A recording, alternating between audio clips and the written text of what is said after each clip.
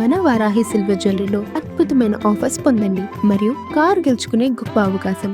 చిత్తూరు జిల్లాలో వైఎస్ఆర్ కాంగ్రెస్ పార్టీ కీలక నిర్ణయం తీసుకుంది. చిత్తూరు అసెంబ్లీ నియోజకవర్గానికి చెందిన టీజీ సురేష్ అలియాస్ బుల్లెట్ సురేష్ పై వేటు వేసింది.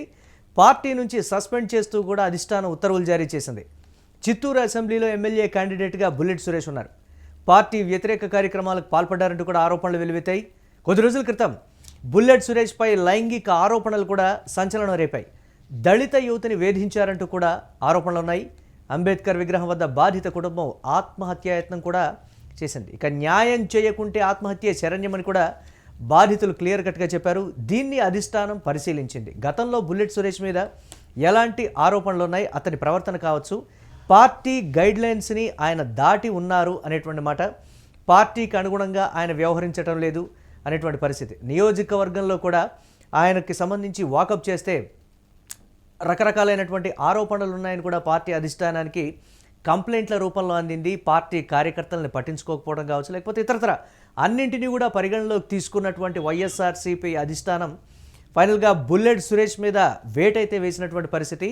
లైంగిక ఆరోపణల వేధింపుల కేసు అనేది బాధిత కుటుంబం బయటకు వచ్చి నిరసన వ్యక్తం చేయడం అనేది దీనికి సంబంధించి పార్టీ అధిష్టానం చాలా సీరియస్గా తీసుకుంది. ఆ రోజు నుంచి కూడా పార్టీ అధిష్టానం దీని మీద ఒక క్లియర్ కట్ క్లారిటీతోనే ఉంది అని కూడా కార్యకర్తలు చెప్తూ ఉన్నారు. సో ఆ నియోజకవర్గంలో పార్టీకి సంబంధించినటువంటి కీలక నేతలందరూ కూడా బుల్లెట్ సురేష్కి సంబంధించి వాకప్ చేయడంతో అధిష్టానానికి అందినటువంటి ఫిర్యాదుల మేరకే ఈ నిర్ణయం తీసుకున్నారు అనేటువంటి మాట. పార్టీకి వ్యతిరేకంగా కావచ్చు, లేకపోతే పార్టీలో ఉంటూ ఇటువంటి ఆరోపణలు ఎదుర్కొంటే డెఫినెట్గా పార్టీ ఒక నిర్ణయం తీసుకుంటుంది. పార్టీ వేటు వేయడం ఖాయమనేది అయితే ఒక ఇండికేషన్ని వైఎస్ఆర్ కాంగ్రెస్ పార్టీ రాష్ట్ర వ్యాప్తంగా ఉన్నటువంటి కొంతమంది నేతలకు కూడా పంపినటువంటి పరిస్థితి ఉంది. ఒక సంకేతంగా కూడా దీన్ని చూడొచ్చు.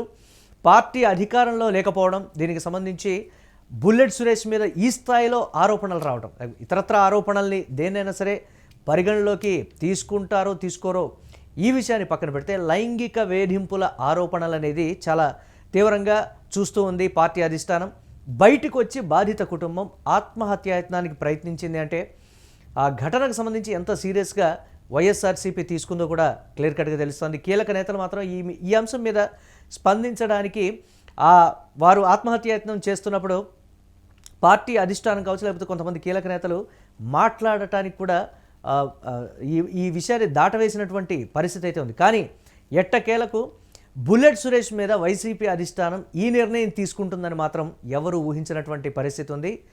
పార్టీకి సంబంధించి ఎవరైనా గైడ్లైన్స్ దాటినా, పార్టీకి వ్యతిరేకంగా పనిచేసినా, ఇలాంటి ఆరోపణలు వచ్చినా, ఏ విధంగా ఉన్నప్పటికీ కూడా పార్టీ తీసుకునేటువంటి నిర్ణయానికి మీరందరూ కట్టుబడి ఉండాలి. ఇప్పటికే నియోజకవర్గానికి ఈ అంశాన్ని కూడా చేరవేయడంతో కార్యకర్తలు కూడా ఒకంత అయోమయానికి గురవుతున్నటువంటి పరిస్థితి. చూడాలి ఏ విధంగా ఉండబోతోంది ఆ నియోజకవర్గంలో అనేది.